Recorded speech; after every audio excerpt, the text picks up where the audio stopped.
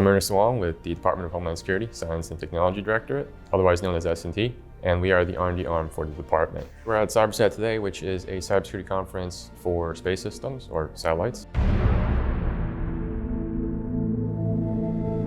We're not just to speak at one of the sessions, but also primarily to engage with industry, because when we're dealing with this problem of critical infrastructure security, it's not something that we can solve alone. Space is moving very, very quickly. So one of the big changes has been a lot of talk about optical crosslinks between satellites.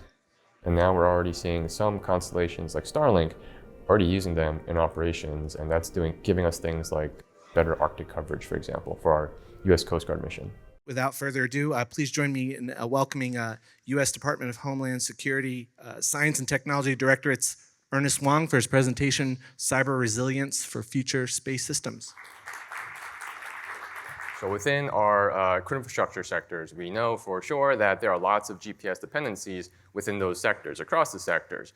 And now with the commercialization of space, that's only going to grow with SATCOM and also imagery.